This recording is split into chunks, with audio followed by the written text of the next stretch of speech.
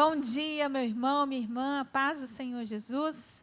Deus esteja sobre você, sobre a sua casa. Nesse momento você está acompanhando mais uma transmissão da Escola Bíblica Dominical. Seja muito bem-vindo. Todos vocês que estão nos acompanhando, Deus abençoe. Espero que todos tenham passado a semana bem, todos bem. Nessa manhã maravilhosa, nós vamos louvar, dizendo que o nosso coração, ele transborda de amor. Esse amor que vem de Jesus, porque Ele é a nossa alegria, Ele é a nossa paz e Ele é amor. Então, vamos declarar que nosso coração transborda de amor.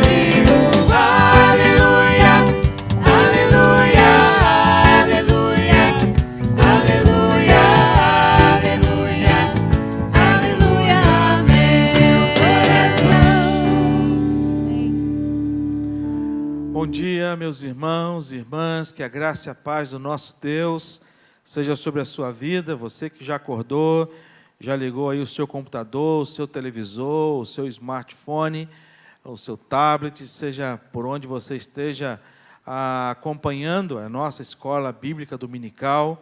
É uma alegria muito grande estar aí com vocês para podermos juntos estudarmos a palavra do Senhor. Eu quero ler um texto que se encontra em Segunda carta de Paulo aos Coríntios, capítulo 1, versículo 3 e o versículo 4. Então, somente esses dois versículos. Que diz assim: Bendito seja o Deus e Pai de nosso Senhor Jesus Cristo, o Pai de misericórdias e Deus de toda consolação. É Ele quem nos conforta em toda a nossa tribulação, para podermos consolar os que estiverem em qualquer angústia, com a consolação com que nós mesmos somos contemplados por Deus. Esse texto aqui é um texto que o apóstolo Paulo escreve à igreja de Corinto, e parece que o apóstolo Paulo está escrevendo esta carta para nós hoje.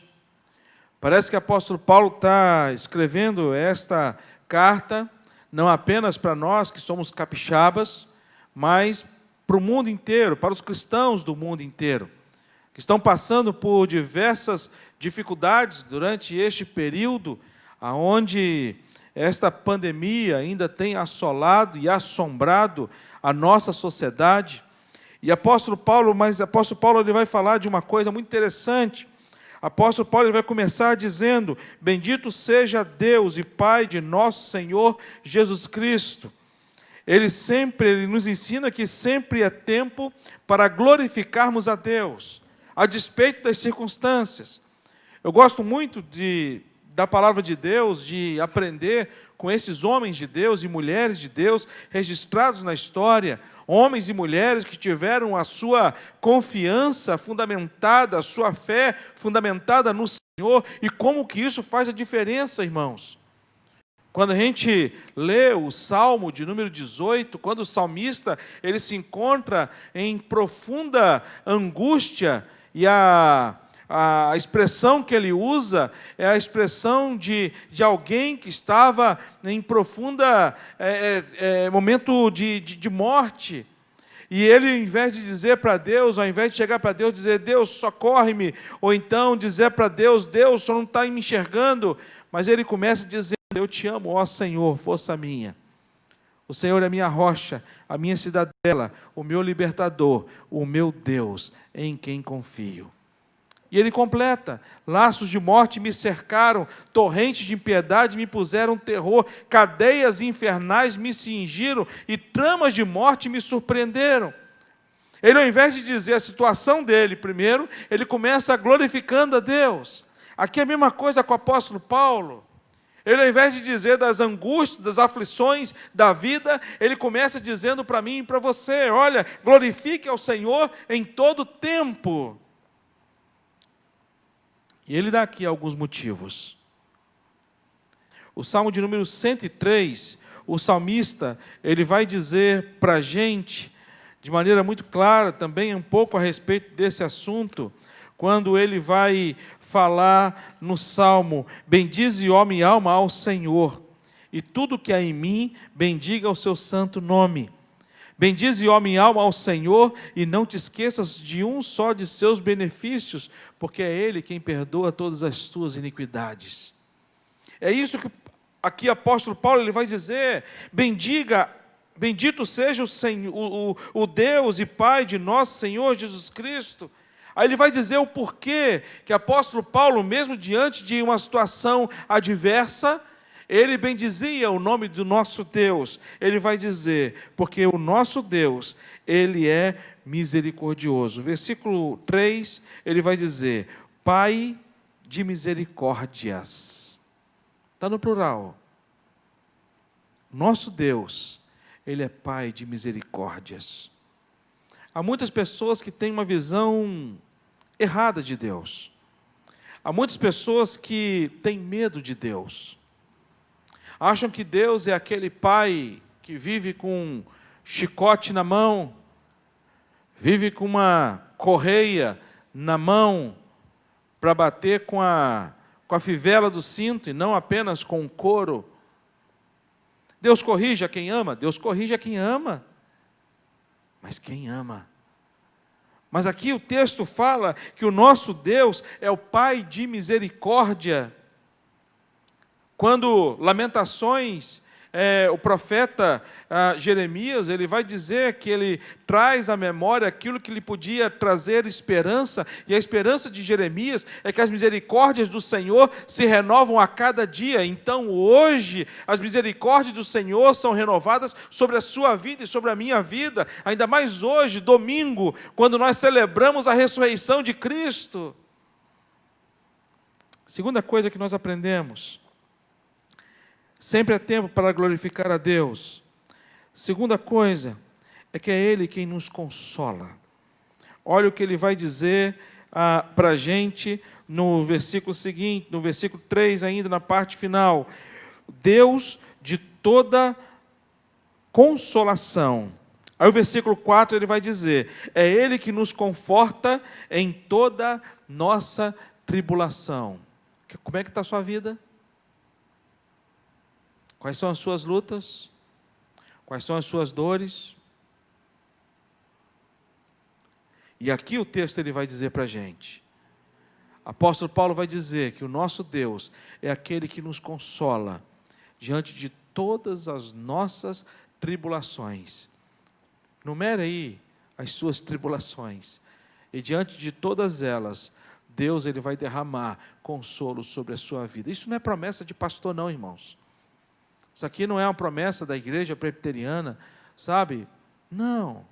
É um relacionamento de Deus para com os seus filhos. É o Espírito Santo de Deus que habita nossa vida, o Consolador. Ele age de maneira poderosa no meu coração e no seu coração.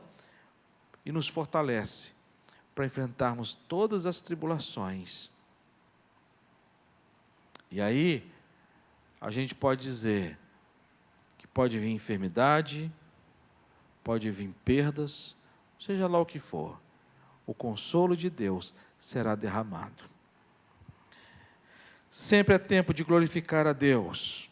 Em terceiro lugar, porque Ele nos usa. Olha o que ele fala no versículo final, da parte do versículo 4, parte final.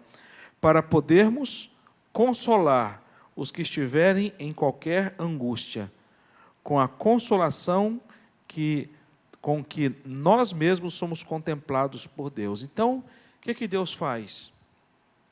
Deus, Ele usa a sua própria igreja para servir de consolação nesse mundo que a gente vive. Como é que isso funciona, pastor?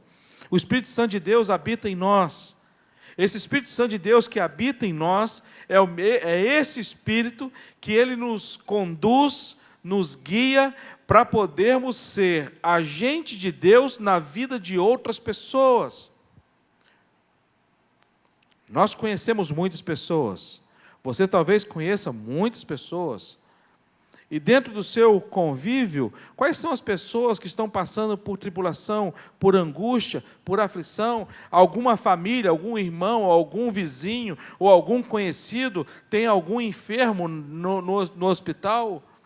Tem alguma pessoa que recebeu a transmissão do Covid? Por acaso, sabe, qual é a nossa função como igreja? Nossa função como igreja, assim como nós somos consolados por Deus, nós também devemos consolar outras pessoas e devemos ser esse agente de Deus, de consolo de Deus, à vida de outras pessoas. Vivemos tempos difíceis? Vivemos. Vivemos tempos de dor? Vivemos. Mas vivemos um tempo para nós glorificarmos a Deus em toda e qualquer situação, porque sabemos que todas as coisas cooperam para o bem daqueles que amam a Deus. Porque Deus é misericordioso, porque Ele nos consola e porque Ele nos leva a consolar outros. Que assim seja uma verdade na sua vida, em nome de Jesus. Vamos orar? Pai, que o Senhor assim haja na nossa vida e no nosso coração. Que sejamos, ó Deus, de fato, agentes do Senhor. Mas antes disso, ó Pai, consola, Senhor Deus, o teu povo. Coisa que só o Senhor pode fazer, Pai. Não tem remédio na farmácia que pode fazer aquilo que só o Senhor pode fazer. Por isso, derrama o teu Santo Espírito, ó Pai, sobre a vida da tua igreja. Consola, anima, mas também peço a Deus que o Senhor nos use com poder e graça para sermos consolo a essa sociedade que está tão carente de consolo. Usa a tua igreja, Pai, em nome de Jesus. Amém. Nós estamos com as nossas classes funcionando, agora seguindo na escola dominical, nesse canal, vai ter a classe Vida Cristã. Então, o professor, a professora vai dar sequência e ela vai, ou ele vai ensinar para a gente. Tem as nossas congregações, tanto Colina como Serra Dourada, tem o link em cada uma dessas dos nossos grupos sociais. Nós temos a classe de mocidade, nós temos a classe dos adolescentes, nós temos a classe de casais, nós temos a classe de teologia. Todas elas estão funcionando e você vai poder assistir a aula, e a minha oração é que você tenha um bom aprendizado nesta manhã, que você aprofunde o seu conhecimento nas Escrituras, para que possamos a cada dia sermos fortalecidos e termos bagagem teológica, de conhecimento da palavra, para poder abençoar outras vidas. Que Deus assim nos abençoe e que você tenha uma boa aula.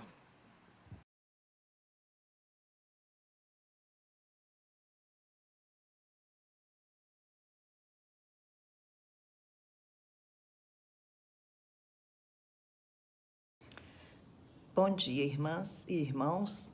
Estamos com saudade e ficamos muito felizes em poder compartilhar a palavra do Senhor, mas queríamos estar juntos. Mas se Deus quiser, em breve isso vai acontecer. Nós temos sofrido com tudo isso, mas temos sido sustentados pelo Senhor. Graças a Deus que temos o Senhor. Hoje nós vamos estudar mais uma parcela desse livro que a gente está estudando.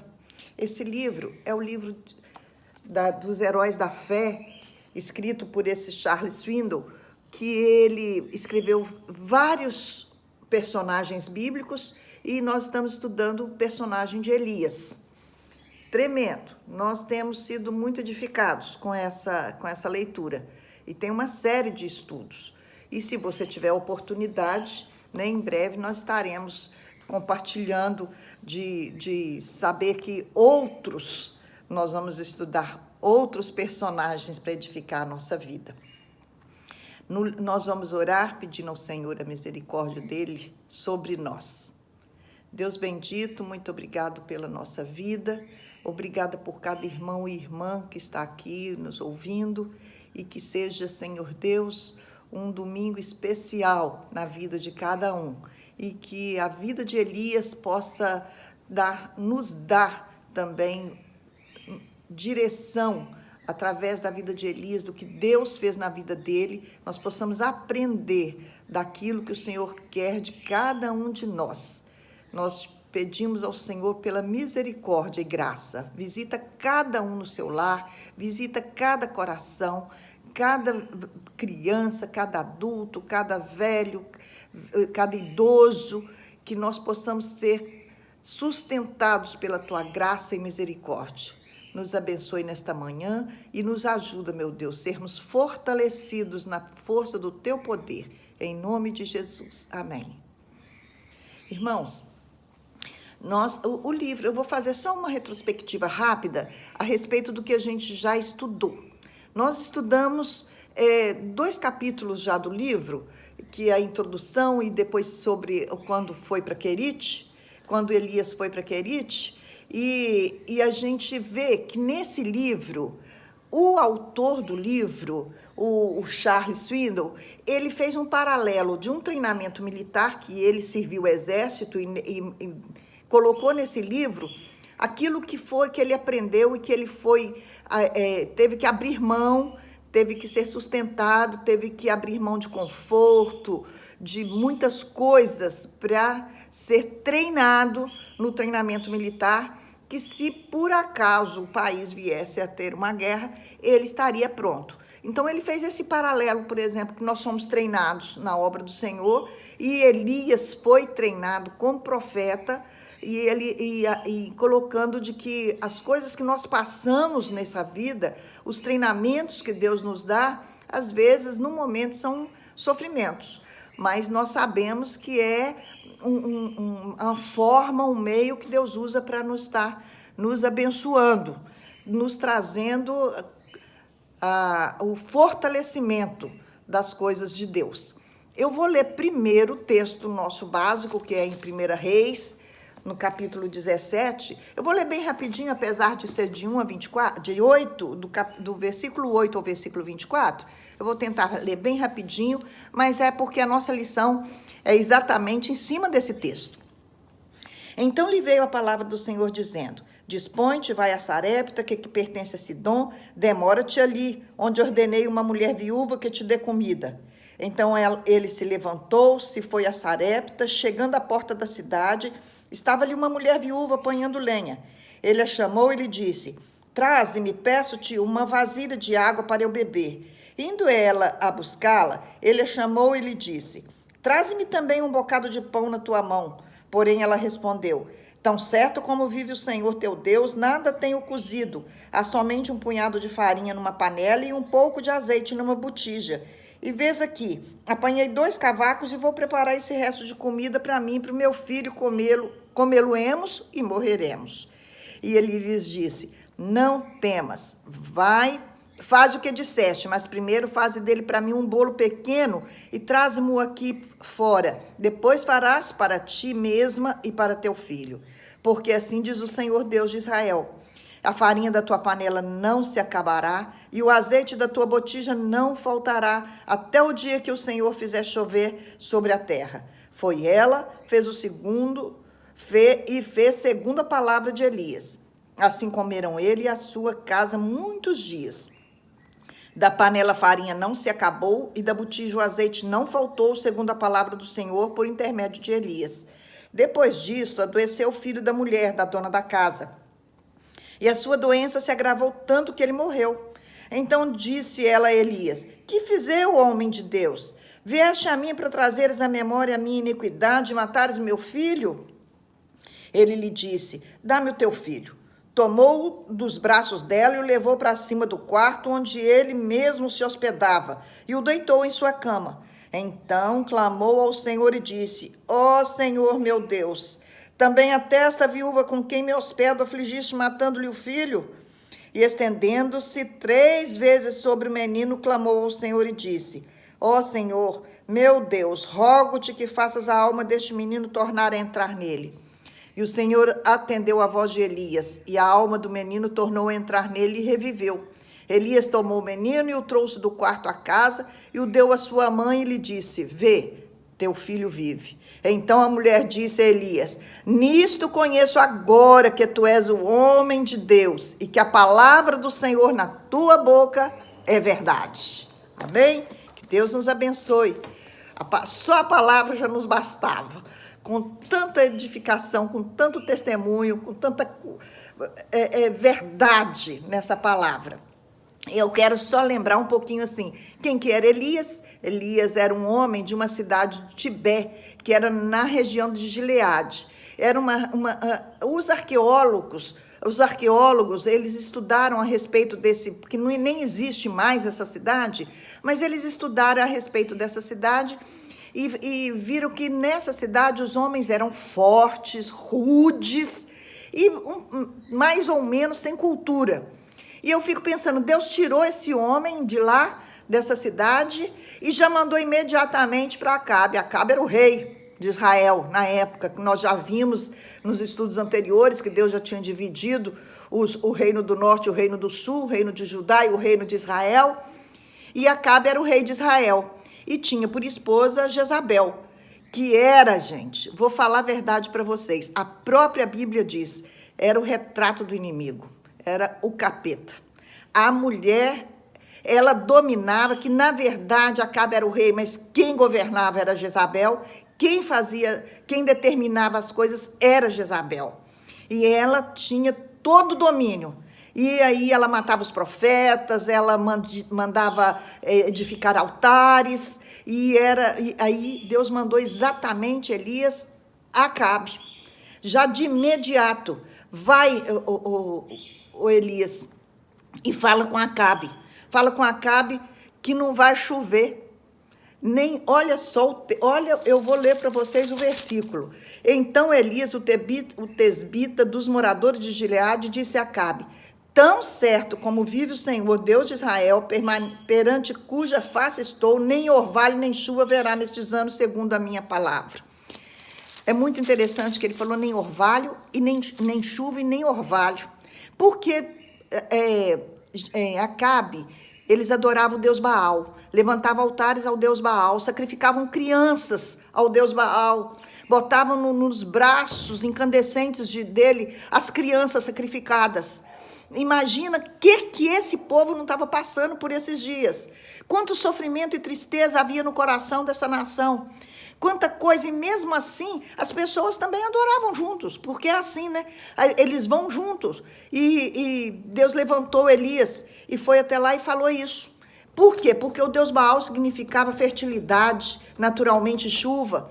E ele falou, nem orvalho, nem orvalho. E é interessante, sabe por que nem orvalho? Quando o povo de Israel saiu lá do Egito e passou pelo deserto, há uma história secular de que dizem que eles faziam cobertores grossos, bem grossos de lã, e estendiam durante a noite no sereno, porque o orvalho era tão forte, porque no deserto a temperatura é muito grande, até 50 graus de calor durante o dia, mas à noite vai até 0 grau, então o orvalho é muito denso. E aí encharcava aqueles cobertores de água, e onde era a água que eles sustentavam durante o dia. Exprimiam aqueles cobertores e se sustentavam. Então, naturalmente, quando Elias falou nem chuva e nem orvalho, ele já sabia que poderiam ter um recurso se não tivesse essa sentença. E Deus deu uma sentença dura. E aí foi então, ele foi até Acabe, fez essa sentença, né? Desafiou e Deus levanta o profeta. Para quê? Por quê? Qual é a finalidade de se levantar um profeta? Olha, para dar oportunidade de arrependimento. Por que Deus nos levanta? Para dar oportunidade, para no que nós falarmos da oportunidade de arrependimento. Porque eu estou estudando essa lição hoje, para me dar a oportunidade, talvez, de arrependimento em alguma área da minha vida. E fazer conhecida a vontade de Deus, lógico. Naturalmente, Deus age assim e faz conhecida a sua vontade. E hoje nós temos a profecia. Qual é a profecia? É a palavra, a Bíblia. Nós temos a Bíblia nas mãos. Essa é a profecia. E temos os profetas, os servos de Deus, os realmente crentes no Senhor. Esses são a profecia e os profetas. Então, depois que Deus mandou Elias a Acabe, ele mandou a Querite. Olha, interessante, quando Deus tira Elias lá de perto de Acabe, manda para Querite, por quê? Naturalmente, ele falou assim, falei com os reis, vou fazer essa propaganda, falei com o rei, vou fazer propaganda, vou ficar até famoso. Tirou ele dos holofotes, daquele burburinho que podia estar acontecendo em volta daquilo que ele falou com Acabe. Talvez até mesmo poderia vir alguma orgulho, alguma coisa soberba no coração de Elias. Deus tira ele, leva para Querite, e é muito interessante que o tempo que ele ficou em Querite, Deus falou com ele, olha, pode deixar, vou te sustentar, com pão, carne e água. Lá tem o ribeiro, porque no final do tempo que Elias ficou ali, o ribeiro já tinha até secado, e Deus alimentou Elias. Eu ainda falei aqui, brincando, que Deus sustentou Elias com hambúrguer, pão e carne, de manhã, pão e carne à noite. Mas é muito interessante, porque pão, carne e água sustentava fisicamente para ele não perder o seu vigor. Ele tinha carne, né, proteína, tinha tudo que ele precisava para sustentar o seu vigor.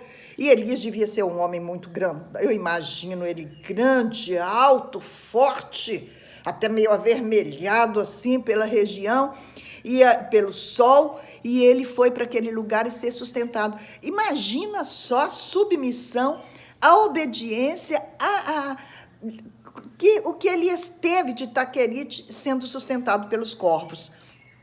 E aí, Deus então mandou para Acabe, depois mandou para Querite, e na dependência total de Deus. Não era mais ou menos não, gente. Era total de Deus. Sozinho, num lugar, imagino até que era bem longe da cidade onde ele tinha nascido, que ele tinha criado diferente, e aí dali, de repente, Deus fala assim, Elias, levanta e vai a Sarepta. Olha, você imagina só, simplesmente as ordens que Deus ia mandando, ele ia obedecendo sem questionar. Ele foi, o livro diz que mais ou menos em torno de 150 quilômetros que havia entre Querite e Sarepta. Eu fico imaginando naquele período que ele andou de 150 quilômetros até Sarepta. O que Deus não estava falando ao coração dele? Imagina só, um homem, era a pé, gente, a pé. Ele, não sei quanto tempo levou ele de Querite a Sarepta. E ele foi na submissão à palavra do Senhor. Olha, é muito interessante. Ele obedeceu. Levanta e vá.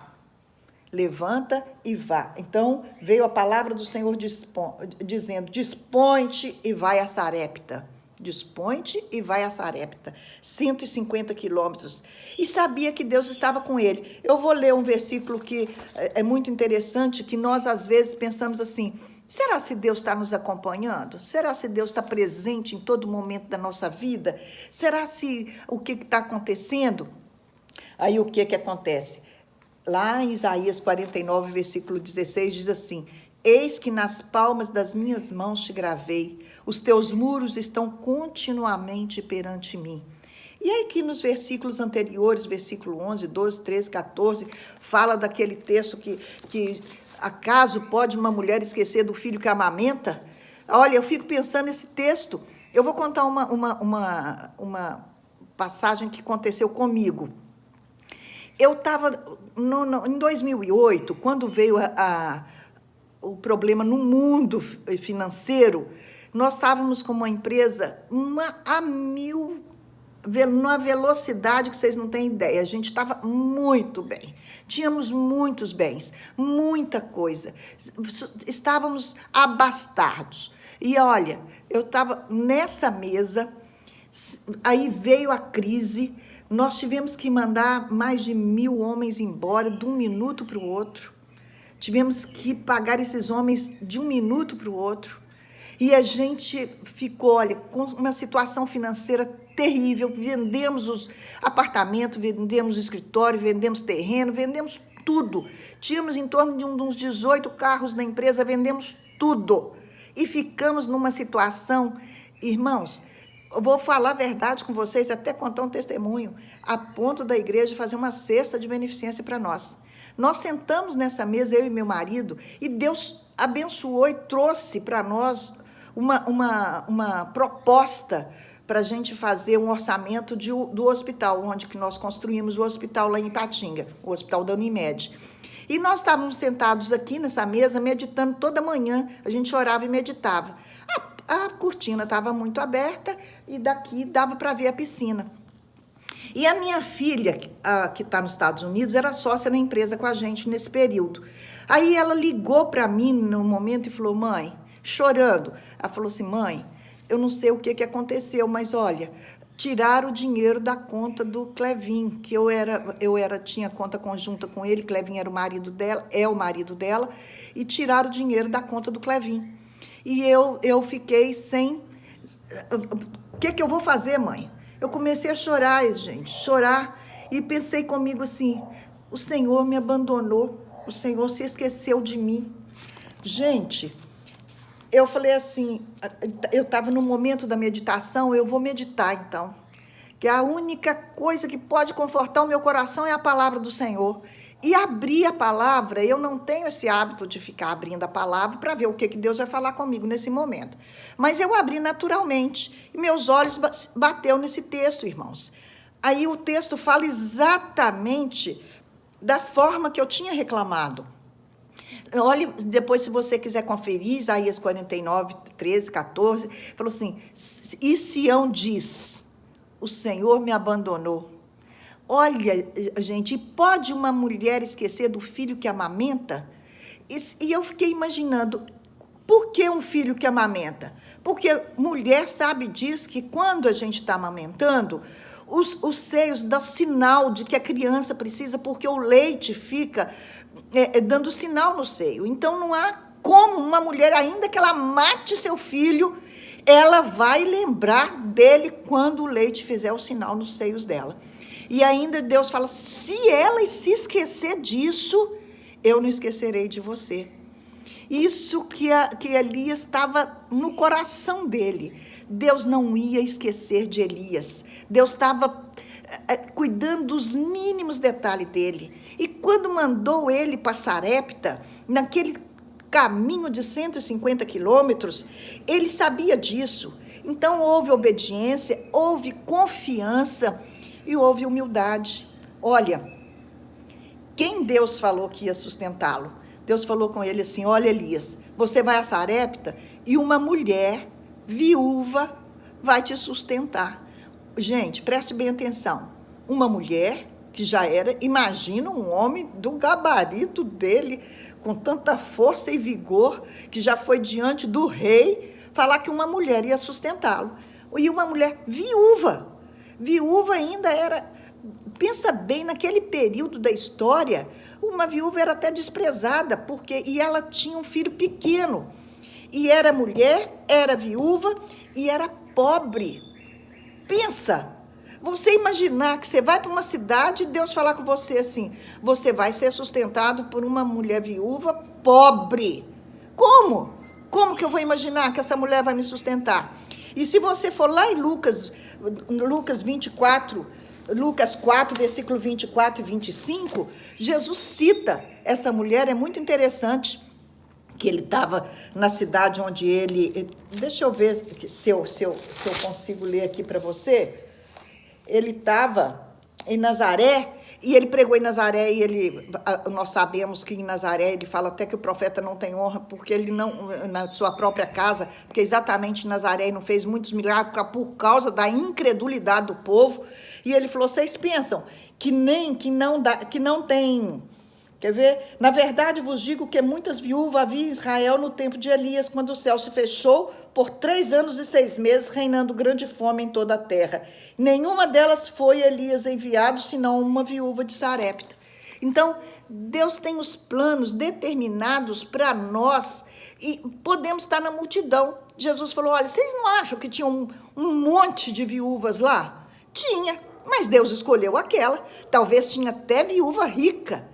E ele podia muito bem pensar assim: eu podia ser sustentado por uma viúva rica. E Jesus falou assim: você não acha que tinha? Tinha. Mas Deus resolveu separar esta mulher para sustentar Elias. Então ele teve que ter confiança, obediência e humildade, gente. Humildade. Olha, Deus deu a ele uma experiência de pensar, de ser sustentado por essa mulher. E o que aconteceu? Ele falou assim: vai lá, faz um bolo e traz para mim. E ela falou assim: olha, tão certo como vive o seu Deus. Não era o Deus dela, o seu Deus. Lá, se você voltar no texto lá de 1 Reis, você vai ver que ela fala exatamente isso, o seu Deus. E ela, quer ver? Tão certo como vive o Senhor, teu Deus, não tenho cozido a somente um punhado de farinha e de azeite. Ela falou assim: como que eu vou fazer? Eu não tenho nada, eu vou fazer ainda para você? E vou ficar sem nada, mas, meu filho, nós vamos só comer esse bocado que eu estou pegando uns gravetos para acender um foguinho e fazer uma comidinha rápida e a gente comer e depois não tem mais nada, não tem provisão. E olha, e Elias falou com ela assim: pode ir lá fazer. Olha a confiança no Senhor, olha a determinação em obedecer a palavra, olha o que estava no coração de Elias, o que Deus já tinha falado e dado a experiência a Elias nesses momentos que ele já teve anteriores. Olha como ele teve coragem de falar, porque ele tinha coragem, porque ele não confiou nele mesmo. É essa a diferença. A coragem dele veio do Senhor e ele falou assim: pode ir, faz o primeiro para mim, faz um bolo, traz para mim. Nem a farinha vai acabar, nem o azeite. Enquanto houver seca em Israel, você vai ser sustentada. Pensa só, enquanto houver seca em Israel, você será sustentada. É uma confiança que Deus deu a essa mulher também. Deus colocou no coração dela a confiança. Ela fez, conforme o profeta falou. Conforme as pessoas... Se você tem crédito na sua palavra, aquilo que você tem dito, tem feito com que as pessoas confiem, você tem dito a palavra com confiança, com experiência com o Senhor. E ela creu. E aí a palavra de Deus disse que ela foi sustentada, da panela a farinha não se acabou, versículo 16, e da botija o azeite não faltou, segundo a palavra do Senhor por intermédio de Elias. E aí acontece um episódio. O filho da mulher morre, era uma criança. Você imagina, só a gente imagina mesmo que seja uma criança, porque Elias o pegou no colo. E é interessante que a mulher falou assim, olha, eu estou aqui. Eu acho que ela imaginou assim, eu estava aqui quieta com meu filho, ia comer e morrer logo, vem esse homem, fala comigo tudo isso, eu faço de acordo com o que ele mandou, e agora, de repente, meu filho morre, e ela fala com ele assim, porque vieste a mim para trazeres à memória a minha iniquidade e matares meu filho. Eu acho que ela ficou pensando assim, gente, eu não sei nem o que seria a vida dessa mulher anterior. Ela falou assim, trazer a minha iniquidade, a gente pensa só que é um castigo do pecado da gente. Alguma coisa que acontece na vida da gente seria um castigo do pecado. E não era aquilo, era um projeto de Deus. Elias não discutiu com ela, não falou com ela assim, minha filha, você não sabe o que você está falando, pode deixar, não, eu vou resolver. Não falou nada. Quer dizer que ele pegou em silêncio a criança dos braços da mãe dele, levou para o quarto dele e clamou o Senhor. E clamou o Senhor e fez umas coisas ilógicas, fora da nossa lógica.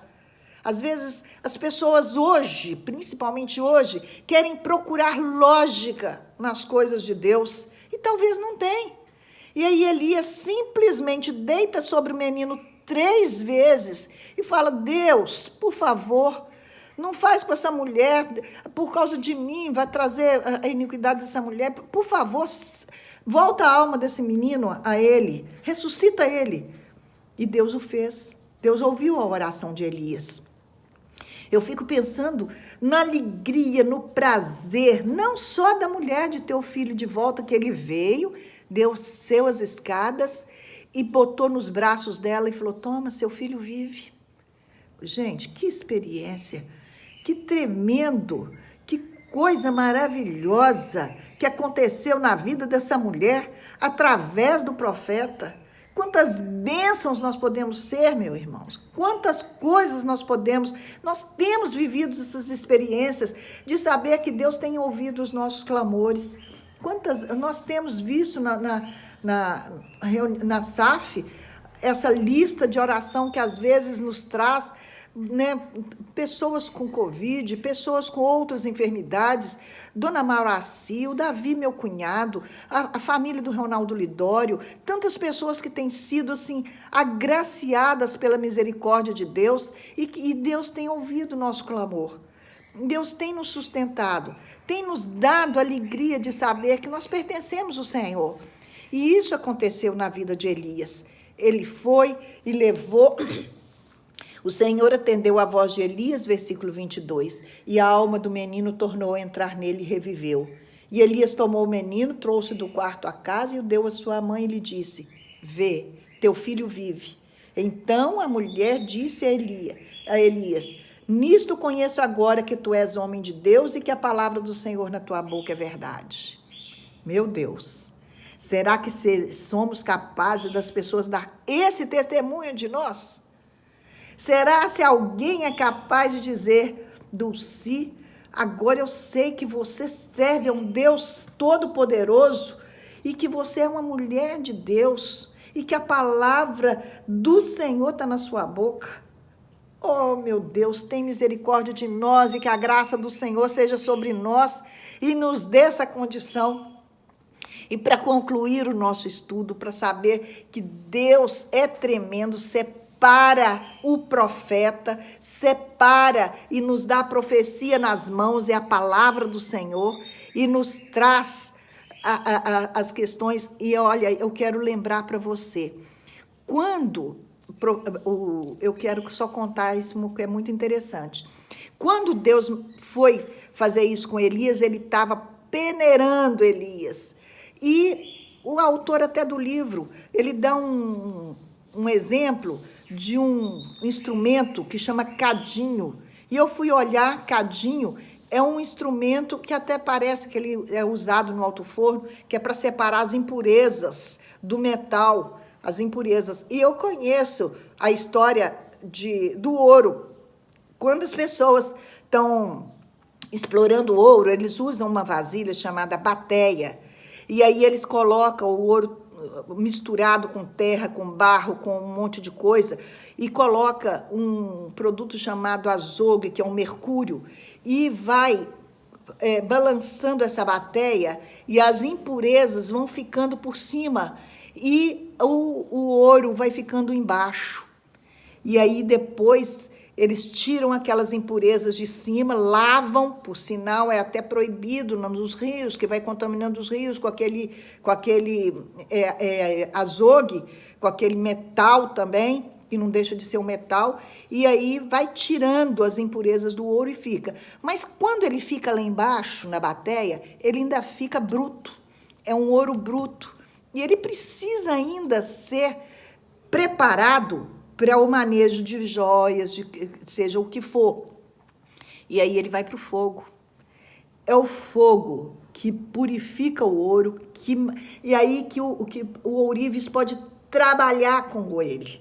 É muito interessante que no fogo, quando na temperatura, o ourives trabalha com o ouro, com o metal. Deus faz isso, fez assim com Elias. Trabalhou, botou ele na bateia, colocou ele para tirar as impurezas e trouxe ele para o fogo e estava trabalhando nele, fazendo dele o profeta. E quem sabe na nossa vida quantas vezes nós passamos pelo fogo e precisamos passar e somos peneirados para tirar as impurezas ficar, tirar tudo que não presta em nós e nos fazer mais que vencedores em Cristo Jesus.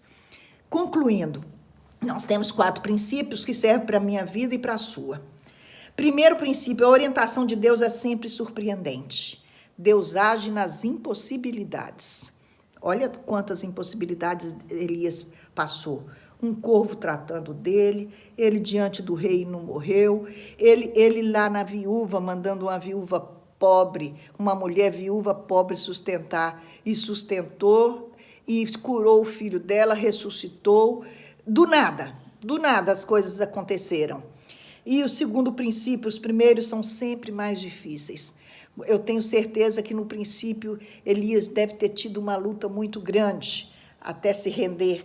Terceiro, que as promessas de Deus dependem da minha obediência. Elas se cumprem em mim na submissão e obediência.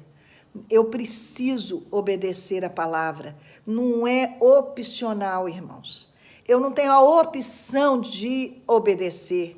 Eu tenho que obedecer. E para eu ser refinada. A quarta provisão é a provisão de Deus, são justas. Então, meu coração tem que ser grato diante do Senhor. Eu tenho que ter gratidão ao meu Deus, ao Deus Todo-Poderoso. Muito impressionante que o autor do livro ainda trouxe para nós a experiência do Deus Todo-Poderoso, se submeter à obediência, sujeitar e ser humilde de cruz, até a cruz. E ele obedeceu, sofreu e se rendeu. Foi por mim, foi por você, foi por nós. E nós precisamos ter um coração grato, irmãos. Em nome de Jesus, que esta manhã, que este domingo seja um dia especial na sua vida, que você possa pensar que todas as lutas, todas as provas, tudo que temos passado é para o nosso bem. E que não parece agora, mas teremos um resultado se nós formos submissos à palavra de Deus, que é difícil, tem momento que parece impossível, tem momentos que nós choramos, tem momentos que nós reclamamos, mas que nós tenhamos submissão, obediência, humildade na presença do nosso Deus Todo-Poderoso. Em nome de Jesus. Seja você abençoado com esta palavra e com esse livro que nós temos estudado. Não deixe de meditar nesse texto de 1 Reis 17. Em nome de Jesus, Deus nos abençoe. Nós vamos orar.